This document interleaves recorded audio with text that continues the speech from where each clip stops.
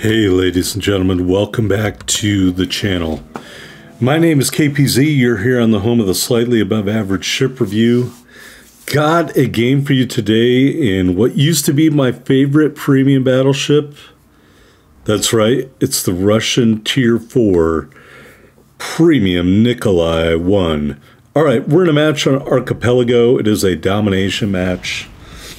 Ordinarily, you would say that's not the ideal scenario for a ship like the Nikolai I. There's destroyers, there's an aircraft carrier. Domination match, not where a ship like this would traditionally excel. Why? Well, like most Russian ships, it's not very good at mitigating torpedo damage.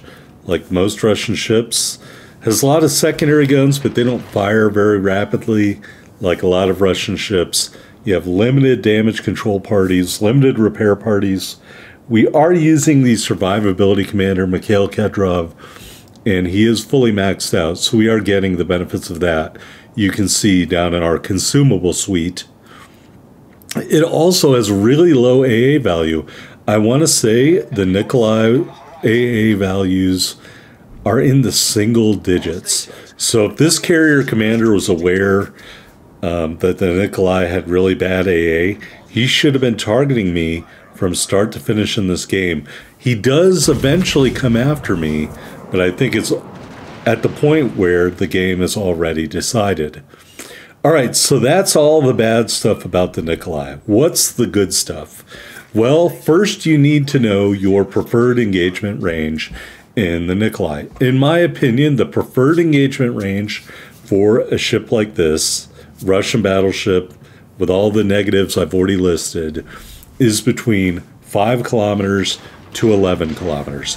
After 11 kilometers, your dispersion is going to open up, and you don't want that, okay? You got to know the strengths of your ship. Well, you can see by looking at this super cool design that I just love. I saw this ship, I immediately bought it when it first came out. It doesn't have a superstructure.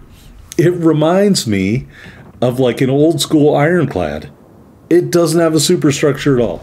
It's got an icebreaker bow, it's got 4 turrets, and it's got a couple of smokestacks. That's it. And maybe a lifeboat so the commissars can get the hell out of there. That's all it has. That's why I love it. There's no extraneous here. There's no filler. You see what you're getting here.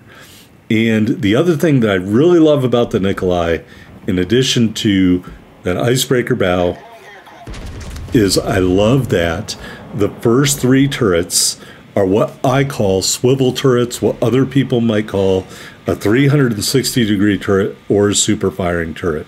There, we punished the Furitaka, who was far away. We punished him with a Citadel. I used far away in very loose terms. Here, we've got a Tenryu, I believe that is a Tier 2 Japanese cruiser, running afoul of the Nikolai. Let's see what Stellinium can do. Or in this case, Sarinium. And I say that because this ship was built when Russia still had royalty. Alright, there you go. Devastating strike, first blood, and our first kill in the Nikolai. Alright, Furitaka moving in here, and we are going to tune him up in a second. First, I'm going to totally biff this next salvo. I don't know why this missed. I thought it was a well-aimed shot. We're above the waterline. The ship's moving forward. For some reason, all those shells ricocheted. Now, that is kind of a minus. The Nikolai does have a low caliber battery, 305 millimeters. That's more in line with what a Tier 3 ship would have. So, ordinarily, I would say your cure for that is Nikolai von Essen. Maybe you could use him as an inspiration, but I would not use von Essen as a commander on this ship. I would use him as a commander of another Tier 4 Russian premium that has 305s, and that's the October Sky of Revolution. Here we switch sides, our turrets swiveled over the center line of the ship, and we took out the Furitaka. Also a great tactic if you're worried about torpedoes in the Nikolai. You switch sides like that, and then if you thought you were going east, and all of a sudden you turn around, you're going west, and you put 3 turrets on him and delete them, those torpedoes that he aimed at you and fired at you when you were traveling in one direction are probably going to sail harmlessly away. All right, here I've got to do a little bit of stern tanking. I know there are other ships out there, but to me, you put that bow plating towards the most dangerous ship on the map. And for us, that's this ship, the Texas. Tough, good guns. I am going to put my bow towards the Texas, and I'm going to kite away in a fashion from the Corbeil. These turrets don't particularly turn very quickly. I mean, it is what it is. So you've just got to wait for them to slowly turn around. Definitely got to be mindful of showing that broadside. Like any Russian battleship, you're going to get punished if you give full broadside to an alert enemy player.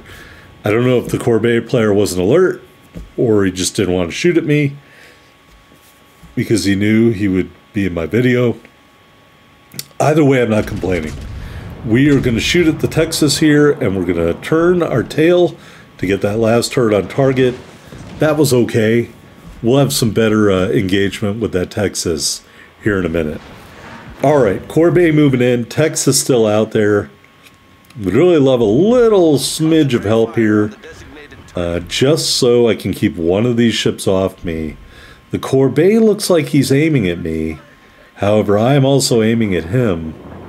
I think we're going to go up above the waterline into a superstructure. All 4 turrets. And keep in mind, the Corbeil can't do that to me. I have no superstructure to aim at. He can't return the favor. So I think he's going to pick a better target in terms of what he can do damage-wise. We do take a little bit of damage there from the Texas. I will say I think the Nikolai's turrets are a little weak. So you definitely got to do what you can to keep those turrets up and running, because that's all you got in this ship, you know. I want to say the original design, you did have 4 450mm torpedoes. However, Ouija denied the Nikolai the use of the torpedoes. And look, when this thing came out before carriers, it was just tearing it up. So I wouldn't have given it the torpedoes either. All right. Speaking of torpedoes, we did take torpedoes from some of those carrier-based aircraft. Right now is when I think the carrier player realized, hey, there's a Nikolai out there, and that guy's a pretty good player, so I think I need to go after him. I just think it's too little too late. For me, if I'm a carrier player and I load into a match in a ship with very low anti-air capabilities or no anti-air capabilities, like the Arkansas, like the South Carolina, or a ship with really low AA, like the Nikolai, I'm going to make that ship my target, okay? There's a pretty good salvo on the Texas. I'm going to show you how you switch sides here. First, we're going to do bow tanking. So here's the other great thing about the Nikolai, is when you're pursuing an enemy ship, you get to do what I just did there. We turned our tail out, we swung the tail out, got all 4 turrets on target, a really nice salvo into the Texas, and then we went bow on here and really didn't take a ton of damage from him on that return salvo, okay? And the thing is, the enemy's going to have to time up their salvo to when you turn and get all 4 turrets on like we just did, and even then we're still kind of at an angle. Another big chunk of damage there. He does return fire a little bit more timely there, but I don't think it was any more effective, all right? And again, the carrier, I should have been under attack this entire time. I'm not. I don't have a lot of AA. It would have been easy for him to do whatever he wanted. I want to say I think the AA value of the Nikolai is just 9. All right.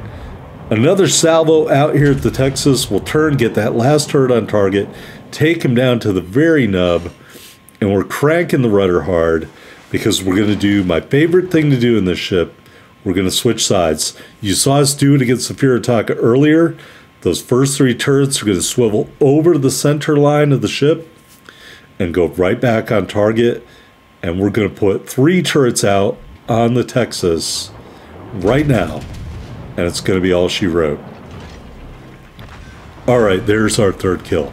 Okay, what's left out there? The carrier. Well, folks, you know that these shells are going to damage the heck out of the carrier. Unfortunately for us, as you also know, there's other ships out there, and they love to kill pinch my stuff. I start shooting at the ship. Somebody else loves to kill pinch. So we're going to put 3 turrets out on the Langley. We're going to turn and get that 4th turret out. Look at that, folks. Racking up the Citadel, the high caliber metal. 1 more Citadel should be coming up right here. Bang. We take them down to the very end. Still taking a couple of torpedoes, but this destroyer comes in. Wah, wah, wah. Before my shells get into the air, his shells are already en route, and they take out the carrier. But folks, this ship is so good at what it does, but you need the battle conditions to have the freedom to do that. All right, here we are on the victory screen. Dreadnought metal, high caliber metal, devastating strike metal, and of course, the first blood metal.